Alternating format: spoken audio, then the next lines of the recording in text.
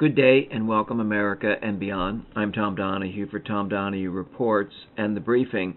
And I wanted to go back in time a little bit to the election and how did Donald Trump win? And what was the primary reasons that Trump triumphed? And I think I touched on it a little earlier with the podcast relating to the magnitude of the MAGA victory. I didn't elaborate, and so I just want to kind of touch on that a bit because there are some interesting factors here. One is it's the bro culture. And when I say the bro culture, we're talking about men in general, but more the white men. But yes, there were certain minorities, blacks, Latinos, and Asians that joined in. I'm talking about the followers of Joe Rogan. And there's a certain bro culture. I guess back in time, Howard Stern garnered some of that audience, but he became so liberal and flip-flopped and tried to become politically correct and try to be beloved by the Hollywood and the progressive establishment that whatever, we know he's always been indecent, at least in terms of a character that he portrayed. But whatever shred of credibility he had in terms of being believable, because that's what credibility is, was totally and completely shredded. But Joe Rogan has been the number one podcast for some time. Adam Carolla, there's another one. He's been in that 1, 2, 3 slot in the podcast universe. And so you've got these guys that started talking to the disenfranchised, so-called white privileged. Yeah, right. And they kind of joined together and said, we know that Trump isn't the most moral guy. We know that Trump isn't Mr. Perfect or Mr. Wonderful. But you know what? He's right on a lot of issues. And except for the pandemic year, our lives were better. And we're going to overlook his personal conduct and his tweeting and his dysfunctional and erratic behavior.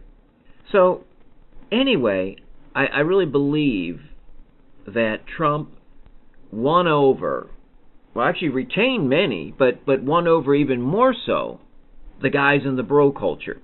Now, did Elon Musk play a role? Not only financially, but he's part of that bro culture. Yes, indeed. Tucker Carlson, well, I don't know if he can be manly at all, but he kind of aided on the sidelines being a cheerleader, okay?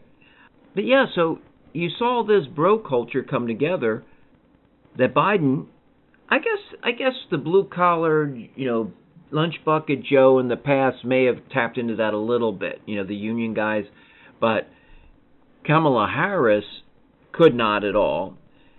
And you you had Barack Obama and others that were, Oprah, but especially Obama trying to tell men how to vote. That's another guy, not so manly, yeah, but he's into basketball and some sports, but he's not the most manly guy. So he didn't know how to tap into that bro culture.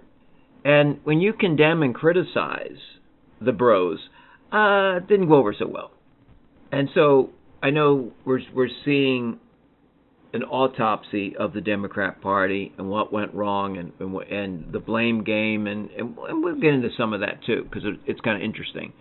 But I just wanted to talk about that. And also, there were a lot of small businesses in particular, not just white, but many minority businesses, whether it be the restaurants, the gyms, the corner grocery store or convenience store, and various other businesses that were affected by lockdowns. And so they didn't forget that, how they were mistreated and how they were lied to. So there was in some ways I have a lot of respect for people that said, I didn't forget what you did to us, that our rights were violated.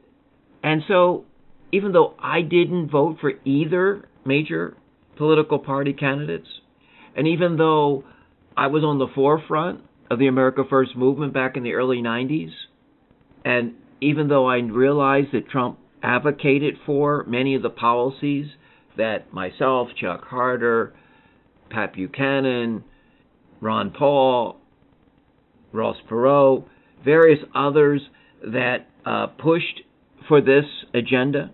I could not, in good conscience, vote for someone that's so morally reprehensible and degenerate. And I've seen a few people comment, well, he must be down deep a liberal. Well, I've never voted for a Democrat candidate, okay? And so that's just complete and utter nonsense. I've always voted independent, libertarian, and some Republican, okay? And so that's been my political makeup. And speaking of makeup, I didn't watch it, and I didn't read the full article, but Matt Gaetz, who's another moral reprobate and degenerate and piece of scum, this lurch and this pervert preying on teenage girls, apparently got I guess, I don't know if it was a weekly show or some kind of show connected with Newsmax. And who does he interview? Another degenerate sleazeball, George Santos. Remember the former Republican congressman that was tossed from office, and he's facing major federal charges. But one of those charges that I don't know was incorporated into this case. He was involved in a charity that raised money for veterinarian care for people that couldn't afford treatment for their animals, and he stole money from this organization. And one of the parties that I guess went to the press and maybe even filed a suit had their animal died because the money didn't make it to in time. Well, actually the money never got there because he stole it. Okay. So he's on with Matt Gaetz, and he talks about eyeliner and what he could do with makeup. Now we do know that it came to light that he was into cross-dressing, and it did come to light that there's probably not a truthful thing he's ever uttered from his mouth. I mean, talk about a habitual, a liar, a serial liar. But yeah, so Matt Gaetz, let's talk about that for a moment, because he's not part of the bro culture. He's not. He doesn't offer any solutions. He just causes chaos, and he causes unnecessary tumult and turbulence. Well, you got bums like Steve Bannon. Yeah, and I know Bannon's done some good things, but Trump even fired him and kicked his sorry, scruffy, scummy carcass to the curb. So this guy defending Matt Gaetz, many others, they took a stand for Matt Gaetz. And I don't know. I mean, Trump's got some good candidates that I have to say, some nominees, but some of them they're part of the whack pack. Some of them are just out of their minds. Some of them are underqualified, not even have any qualifications, but they say good things about Trump on Fox News. Trump says, "Oh, I like that person. Oh, they say nice things about me now." So we're getting a mixed bag from these nominees. Definitely going to shake up Washington. There are some good candidates or nominees. They shouldn't just say, "Oh, because Trump won the popular vote and he won the Electoral College vote, that he should have a mandate, and that every nominee, regardless of qualifications, even though it's a duty of the Senate to confirm them, it shouldn't just wholesale confirm everybody."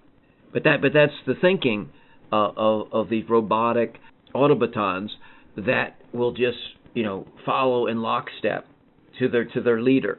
I don't follow any leader. I follow the Constitution. I follow biblical principle. I follow what's right, what's moral, what's just. Okay, and I just wish there were more in D.C., the District of Criminals. Yeah, and I want to get into these tech giants and their influence, and all of a sudden they're kissing the ring and they're embracing Trump, and they don't want to do it. They don't really believe it or feel it. They are bending the knee, and they're bowing down, and they're going to do whatever it takes so that their industries prosper. And so, yeah, we're going to cover, this peculiar, extraordinary amount of influence that these tech titans will have over Trump. So until we meet again, I'm Tom Donahue for Tom Donahue Reports and The Briefing. Thanks so much for joining us. More to come very soon.